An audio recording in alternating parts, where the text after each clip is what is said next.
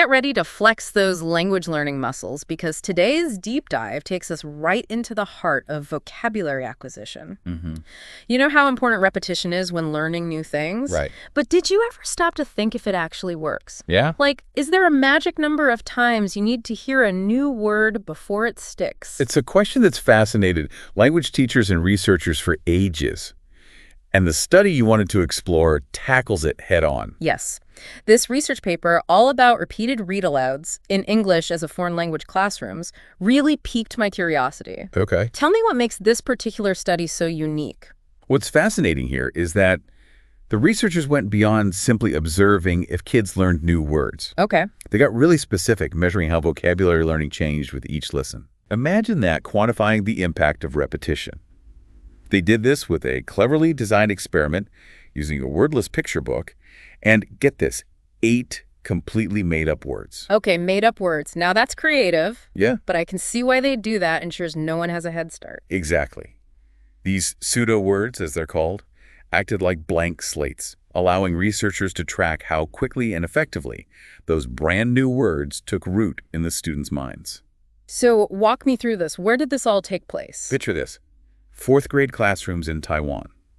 Now, these weren't just any students. They were all learning English as a foreign language, meaning they were already navigating the complexities of acquiring a new language. I'm already intrigued. So we have these 4th graders, a wordless picture book sprinkled with made-up words. What happens next?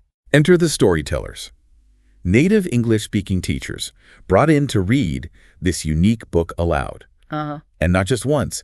They repeated the read aloud 4 times, testing the students' vocabulary after the first, 3rd, and 4th readings. Okay, so we've got repetition baked right into the study's design, but there's more to it than just reading aloud, right? Right. I mean, did the teachers simply read the story, or did they incorporate those made-up words in a specific way? You hit the nail on the head. This is where it gets really interesting. Okay. The teachers didn't just read the comier. They became language coaches. Wow. They used the pictures, gave simple definitions, and even acted out those new pseudo words. Talk about engaging instruction. Right. Think back to when you were learning a new language. Wouldn't it have been awesome to have a teacher who brought words to life like that? Oh, absolutely. I remember struggling to memorize vocabulary lists, but learning through stories and actions always made things stick. Right. It's like that old saying, show, don't tell, taken to the next level. Precisely. And by incorporating these different teaching techniques, the researchers could examine not just if repeated exposure helped, but also how it impacted learning. So they set up this whole experiment controlled for all these variables. Yeah. What did they find? Did cramming those made-up words into those kids' ears actually work? The results were pretty impressive. By the 4th read aloud, the students had learned, on average, almost half of the target words. Wow, almost half the words just from hearing them in a story a few times? Yeah. That's a pretty compelling evidence for the power of repetition, even in a foreign language. It is. But here's where it gets even more interesting. The study found that the most significant jump in learning happened between the 1st and 3rd readings. Yeah. That 4th read-through, not as impactful. So there's a point where you hit diminishing returns. Right. Like listening to the story for a 5th or 6th time wouldn't magically make them fluent. Right. And that's a crucial takeaway for anyone trying to learn new information, not just language. It suggests that strategic repetition is key. More isn't always better. There's a sweet spot where our brains really soak up new material, and after that, we need to switch things up. That makes me think about how we often cram for exams, rereading the same notes over and over. Right. Maybe we should rethink that approach. I'd say that's a good idea. Now, another fascinating aspect of this study is that they didn't rely solely on those traditional vocabulary tests, the ones where you have to define the word or translate it. Right. They used pictures too, didn't they? I remember reading about that. They did. And the findings there were quite telling. The students actually found it easier to identify the meaning of a pseudo word when shown a picture, compared to translating it into their native language, which was Mandarin Chinese in this case. Interesting. So even though they were hearing the made-up words in the context of a story, seeing a visual representation helped solidify the meaning even more. Why do you think that is? It speaks volumes about how our brains, especially young brains, are wired for language acquisition.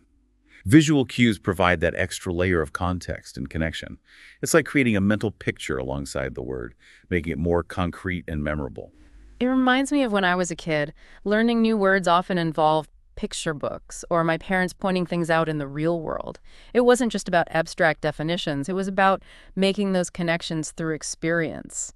Do you think that's something we lose sight of as we get older, relying more on dictionaries and translations? That's a great question, and one that researchers are still exploring. But there's definitely something to be said for multisensory learning, especially when it comes to language.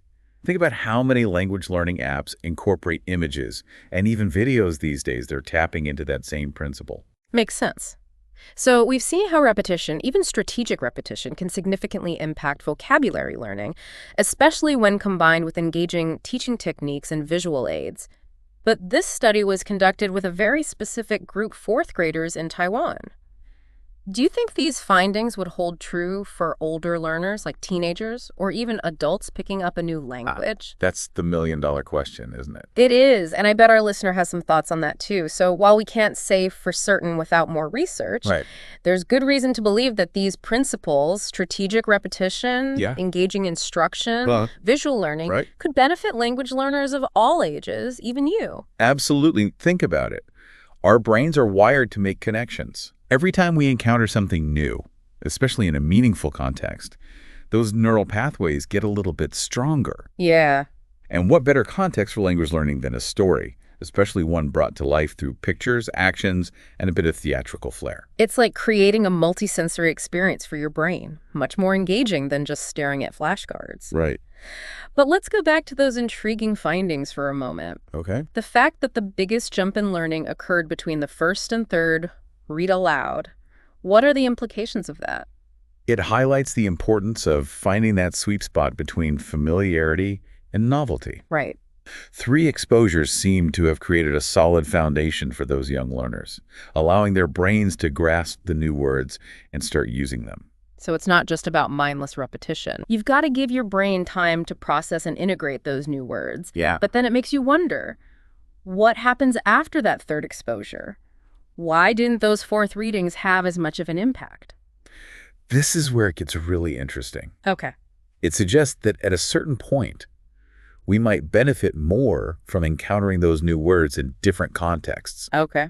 Or perhaps even using them ourselves in creative ways. It's like that moment when you've learned a new dance move and you've practiced it a few times in front of the mirror. You got the basics down, but to really master it, you need to get out on the dance floor and try it out in a real setting. Exactly. And that's where things like conversation practice, creative writing, even just thinking up your own sentences, using those new words can make all the difference. So we've gone from wondering about the power of repetition to uncovering the importance of strategic repetition, visual learning, and even venturing out to apply our new knowledge. Right. And this was all sparked by a single research study. It just goes to show how much we can learn from diving deep into these studies, even those that focus on a specific group or context. Yeah. There are often universal truths hidden within these findings, waiting to be uncovered and applied to our own lives. Absolutely. And as we wrap up this deep dive, it leaves me with one final provocative thought. If how a word is taught can significantly impact how well we learn it, what does that say about our current approaches to language education? That's a really good question. Could we be doing more to spark those aha moments, those moments of genuine connection and understanding? That's a question worth pondering. Yeah. And perhaps by embracing the power of storytelling, visual learning, and strategic repetition, we can create learning experiences that are not only effective, but deeply enjoyable as well. Food for thought as you embark on your own language learning adventures. Remember, it's not just about memorizing words, it's about unlocking their power to connect, communicate, and create. Absolutely. Until next time, happy learning.